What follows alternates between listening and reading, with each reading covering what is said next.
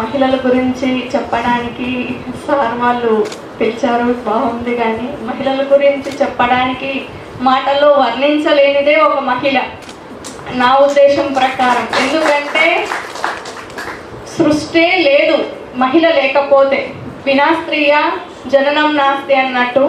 మహిళ లేకపోతే సృష్టి లేదు, మనుషులే లేరు, మనుగడే లేదు, గమనమే లేదు, అసలు ఏమీ లేదు. మన పూర్వీకుల దగ్గర నుంచి ఆడవారు ఎంతో ఉన్నత స్థాయిలో ఉన్నప్పటికీ కొంచెం వెనుకకు వెళ్తే డిస్క్రిమినేషన్ అయితే చాలా ఎక్కువ ఉండింది. ఒంటింటి కుందేలాగానే ఉంటున్నారు చాలామంది.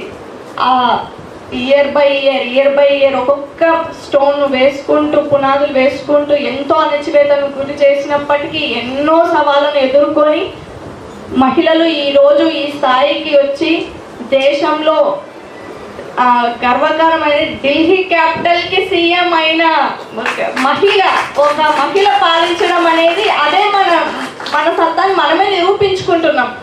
వాళ్ళు చెప్పారు, ఎంతో మంది మనం ముందడుగు వేస్తున్నామంటే వెనకకు లాగడానికే ఉంటారు.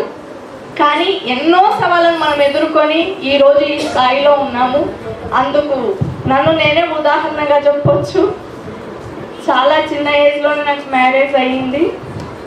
తెలియదు అప్పుడు మ్యారేజ్ అంటే ఏందో కూడా తెలియని ఏజ్లో అయ్యింది. 18 years. నా 19th బర్త్డే నేను వాళ్ళ ఇంట్లోనే జరుపుకున్నా. తెలీదు ఏమి. బాబు పుట్టినప్పుడు నా ఏజ్ 23. అంతా మా బాబుని పెంచింది అంతా యూట్యూబ్ చూసే పెంచిన నేను చాలా వరకు. అంటే ఎంతోమంది మహిళలు వాళ్ళ యొక్క ఆలోచనలు, విధానాలు యూట్యూబ్లో షేర్ చేయడం వల్లనే బిడ్డను పెంచడం అనేది ఒక కళ. అది తల్లికే సాధ్యం. అటువంటి తల్లులు ఎంతో మంది బిడ్డలకి ఏది పెడితే మంచిది, ఫుడ్ దగ్గర నుంచి, స్నానం చేయించడం దగ్గర నుంచి, అటువంటివన్నీ వీడియోస్ పెట్టడం వల్లనే నాకు ఎంతో మంది మహిళలు నన్ను ఈరోజు ఈ స్థాయికి తీసుకొచ్చినారనే గర్వంగా చెప్పుకుంటా. ఎందుకంటే వాళ్ళు లేకపోతే నా బిడ్డలను పెంచగలిగిందే దాన్నే కాదు అసలు. ఎవరు పెద్దగా మా ఇంట్లో వాళ్ళు కూడా పెద్దగా సపోర్ట్ అయితే చేసింది లేదు. ఎక్కువగా చదువుకోవాలి అని అప్పుడే అనుకున్నా. నా బిడ్డను నేనే పోషించుకోవాలని నిర్ణయించుకున్నా. ఎగ్జామ్ రాయడానికి పరిగెత్తేటప్పుడు నేను 4 నెలల పచ్చి బాలింతను, సిజేరియన్ ఆపరేషన్ అయినప్పటికీ నేను పరిగెత్తుంటే పోస్ట్ పార్టమ్ ప్రెగ్నెన్సీ అంటే ఎలా ఉంటాం, ఓవర్ వెయిట్ 68 kgs ఉండేది. 100 meters పరిగెత్తడానికి వెళ్తే నన్ను చూసి అందరు నవ్వేది. అబ్బాయిలకి అమ్మాయిలకి ఒకటే గ్రౌండ్ కదా, ఎగ్జామ్స్ అంతా కామన్. అబ్బాయిలు పరిగెత్తడానికి వస్తారు, వాళ్ళు షార్ట్స్ వేసుకుంటారు, మనం వేసుకొని పరిగెత్తలేం కదా.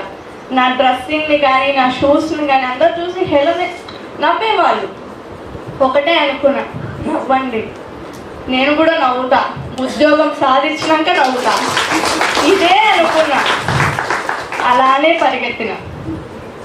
నన్ను చూసి నవ్విన వాళ్ళు ఇప్పటికీ అలానే నవ్వుకుంటూనే ఉన్నారు గ్రౌండ్లో. నా సర్వీస్ కంప్లీట్ అయ్యి కూడా 5 years అవుతుంది.